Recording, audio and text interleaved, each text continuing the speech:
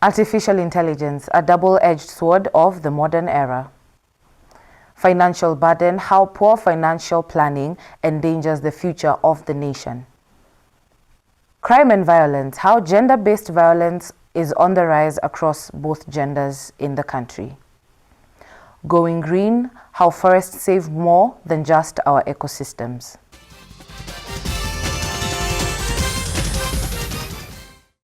Hello and welcome all viewers in Kenya and beyond to Jibonge TV. I am your host Kezia Jerry and I will be with you for the next 25 minutes. This is On The Spot Newsreel. You can join the conversation online through our social media, that is Facebook On The Spot, Twitter at On The Spot, and the hashtag is On The Spot On The Go.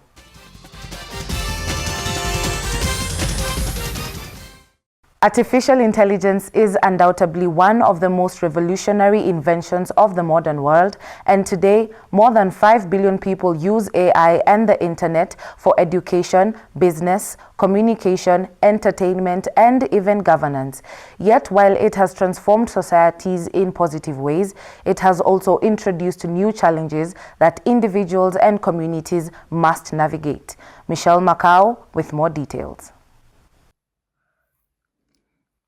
Following the country's shift from analog to digital, it has brought about both positive and negative changes. The emergence and blooming of AI has helped shape industries and sectors like education and health, making it easier to access information and research as well as diagnosis on difficult diseases.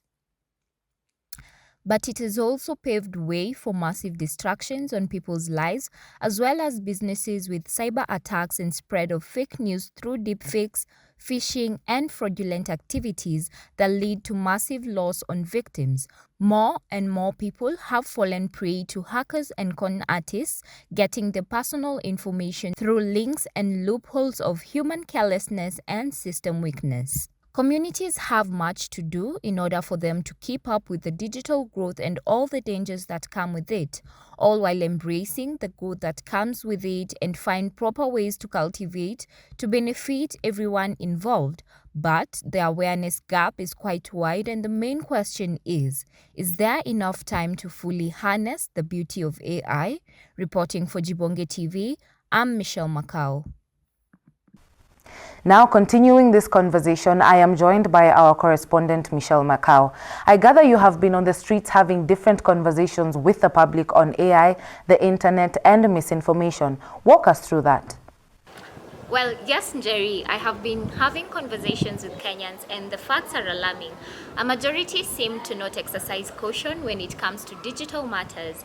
They are comfortable opening random links, connecting to open Wi-Fi sources, and consume all content as real with no form of investigating or verification on the authenticity of the content. And to top it all, majority do not even understand some key terms like deepfakes and phishing, and in this digital age, that is very worrying. Wow. Indeed alarming how those terms do not ring a bell and how content mostly consumed is not verified by viewers.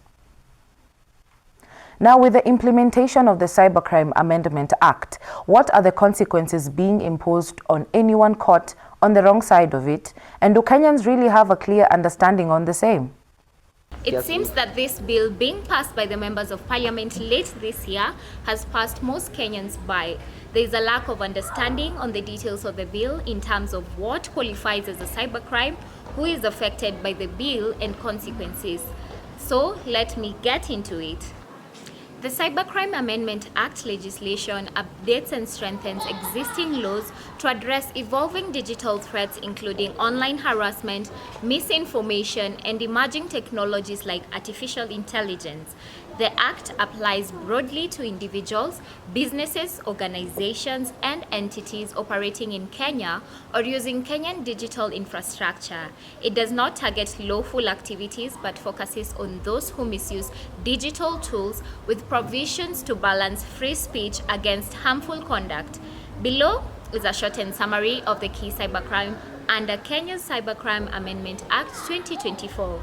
Presented in narrative form, the Act defines cyberbullying and harassment as repeated online abuse, threats, or intimidation that causes emotional distress, such as persistent trolling on social media or threatening messages via apps. Consequences including up to 10 years in prison, fines of 5 shillings to 20 million, and orders for content removal. So, Njeri, all I can say is let's hope that Kenyans take it up to themselves to dive deeper into the bill for their benefits. Thank you. Thank you so much, Michelle Macau. We continue to keep an eye on the matter. Now, one of the defining features of the internet and AI is its ability to make information readily available with just a few clicks, with or without authentication. Joining me in studio is Madame Annette, a cybersecurity expert. Welcome, Madame Annette. Seeing how fast and vast deepfake content is spreading across the internet, walk us through how algorithms on various platforms play a role in this challenge. The consequences of deepfakes is they are starting to look very real.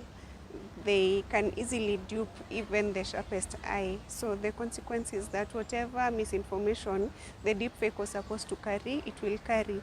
Because as AI is getting better, and get this well, we are still not at the end of AI evolution. It's getting better and better, and already the deepfakes are very good. With all that said, how can we get to the done part, especially on the responsibilities tech companies running the algorithms bear in curbing and even stopping the spread of fake news and information? So tech companies bear the responsibility of helping to enforce the policies that are in place to safeguard customers. So these are crimes like SIM swaps, phishing, impersonation, stolen identities, and the tech company should have frameworks in place to catch and mitigate. For instance, Safaricom has the voice recognition control, which is where your voice is your identity.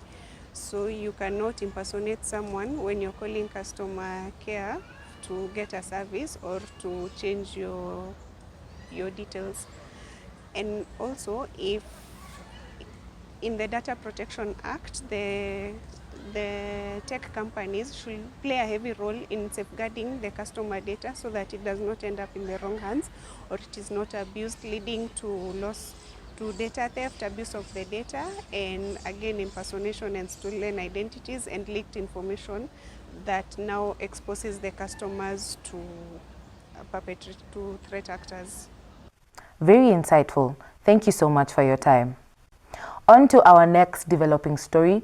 The financial burden in Kenya continues to widen as the government endeavors to seek more financial aid in form of debt from Western countries, especially the United States of America, with the new $2.5 billion 5-year health agreement aimed at combating infectious diseases within the country.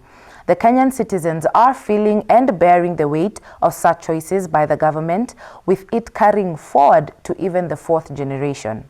Wesley Ndarathi filed the following report. The government misuse of funds, including corruption, inefficient spending, and diversion of resources from intended purposes, is a primary driver behind Kenya's escalating debt levels, as borrowed money often fails to yield long-term benefits, instead compounding financial liabilities and rendering the economy less stable, vulnerable to inflation, currency fluctuations, and reduced investor confidence. Major sectors such as infrastructure, education, and health bear the most impact from poor fund distribution and increased debt burdens, resulting in unpaid staff salaries, stalled projects, and deteriorating services. For instance, roads and bridges remain unfinished due to funding shortfalls. Teachers and healthcare workers face delayed wages, and essential programs like school feeding or medical supplies are cut back, widening gaps in development and quality of life. In response, many Kenyans are resorting to further debt through personal loans from banks or informal lenders, as well as risky practices like betting, in a desperate bid to make ends meet amid rising living costs, perpetuating a vicious cycle where short-term borrowing replaces savings and traps families in deeper financial insecurity. Wesley Ndarathi, Jibonge TV, Nairobi. With the worsening of our country's economy's state, Kenyans are opting more and more into debt to be able to balance between costs. With me is Mr. Peter Odero, a pension and retirement consultant. Karibu sana, Mr. Odero. From your expertise, how does lack of proper planning on one's retirement as well as other forms of saving continue to contribute to the cycle of debt and poverty? Start working out your life today to become independent in future. Not to take your children to school so that you can depend on them. They also have their own issues to take care of. But if you can start working your life today so that you become independent, it will be better, because there will be no that kind of your children, you want to depend on your children, because you've saved for your life. So it is important you start putting your life in order to become independent. The children that you will give birth to, they will also have their own issues. So let them also struggle on their side. But remember, it is your responsibility to take care of them by taking them to school. But it is not their responsibility to take care of you at old age. Outside government schemes like NSSF, what are other ways one can take action and charge of their retirement financial plan? There is what we call individual retirement benefit scheme. An individual can start saving, however little it could be 1,000. Even a student can save. You start saving on a monthly basis 1,000 or even 50 bob. But with a plan that this will help me when I attain the retirement age. That story takes us to our first commercial break. Do not touch the dial. We will be right back.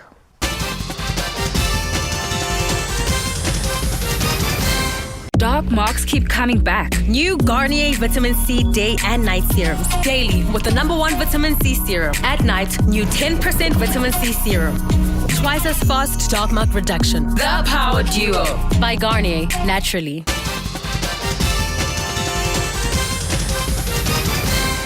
Welcome back to Jibonge TV. For those tuning in, I am Kezia Jerry. You can join the conversation online through our socials. That is Facebook On The Spot, Twitter @On The Spot, and the hashtag is On The Spot On The Go.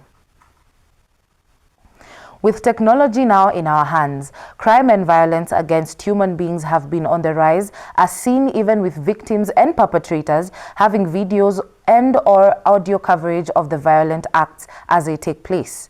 Some have materialized from online threats to physical abuse across the country, cutting across genders, with others affecting children. Jibonge TV's Ezra Odayambo with more. Gender-based violence, GBV, is surging in Kenya, impacting both men and women across physical and online spaces. From domestic assaults and street harassments to cyberstalking and digital threats. With emotional abuse such as psychological manipulation and gaslighting being the least reported form due to persistently low prosecution rates, largely because of the challenge in providing tangible evidence like bruises or witnesses, which discourages victims from coming forward and perpetuates underreporting. The process of GBV cases in Kenyan courts and legal systems is notoriously slow, often taking months or years, which further lowers reporting rates as survivors fear prolonged trauma and stigma. Moreover, some who do report face victim blaming, where they are accused of staying in abusive situations or even causing the violence themselves, reinforcing harmful stereotypes and deterring others from seeking help. Justice system gaps, including inadequate training for law enforcement, overburdened courts, and evidentiary hurdles, make it exceedingly difficult to bring these cases to a successful conclusion, offering little justice to victims even when cell phones, video, and audio footage provide clear evidence for the violence, as technical issues, witness intimidation, or procedural delays frequently derail prosecution and leave perpetrators unpunished. Ezra Odhiambo, Jibonge TV, Nairobi. With me in studio, I am joined with Mr. Gabriel Chumo, an advocate of the High Court, helping us understand things from a legal standpoint. Wakili, why are the gender-based violence and related crimes rarely persecuted in our courts of law, even with video footage on the crime happening? I have encountered such, or rather seen the viral videos on social media where you can see a person, could be a man or a woman, being physically assaulted. Now, what people need to understand is a court requires evidence. And under the Evidence Act, touching on electronic evidence, it needs to be certified. There's a test to confirm its authenticity. Now, it's very rigid when it comes to electronic evidence, because it can be altered or doctored. Now, the courts have developed a mechanism or a test pursuant to, I believe it's section 106 of the Evidence Act. Now, they fail to meet the evidential threshold. That's why they're not admitted, and hence the charges, or rather the accused person are acquitted. It's not admitted as evidence. And with the rise of cybercrimes, what measures are being taken to reduce the materialization of online crime to physical violence? Computer Cyber Crimes Act, the piece of legislation criminalizes cyberbullying or threats. You can actually take action. I believe there is a legal framework to deal with online threats and insults. A lot of bloggers or social media activists, they have been charged using that act for spreading malicious and false information. We can amend the Evidence Act to include an exemption, or rather exception, when it comes to domestic violence or gender-based violence, to include that they have to, the electronic evidence, that is just my point of view, they can be challenged on other grounds. Number two is we create a special department in the police force to prosecute, investigate, and enforce gender-based violence cases. Yes. Thank you for shedding light on that, Wakili. Now, the Kenya Forest Service, in partnership with other government agencies, have made the efforts to increase Kenya's forest cover up to more than 33%, with initiatives aimed to plant 15 billion trees across the country. These forests have not just played roles in regulating the ecosystems, but also creating job opportunities for people heavily reliant on forests for their livelihood. Felice Tanga brings us a report on the importance of forest conservation. Forest Service, collaborating with various government agencies, has launched ambitious initiatives to boost Kenya's forest cover to over 33% through the planting of 15 billion trees nationwide, a massive undertaking involving community drives, corporate partnerships, and international support to combat deforestation and restore degraded lands, aiming to reserve years of environmental degradation and meet global climate goals. These forests play a crucial role in regulating the ecosystem, acting as vital carbon sink to mitigate climate change, preserving biodiversity by providing habitats for wildlife, and ensuring water cycle stabilities through soil conservation and rainfall retention, which helps prevent floods, droughts, and soil erosion that threaten the agriculture and urban areas alike. Beyond environmental benefits, these conservation efforts are creating job opportunities for communities heavily reliant on forests for their livelihoods. From ecotourism guides and beekeeping to timber harvesters and herbal medicine collectors, fostering sustainable income streams and reducing poverty in rural areas while promoting green entrepreneurship.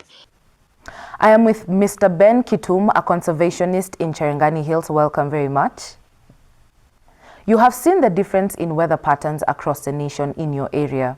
How important are the forests in keeping the peace of these ecosystems? When you talk of ecosystem, you're looking at a field or an area that has several living organisms and non-living organisms.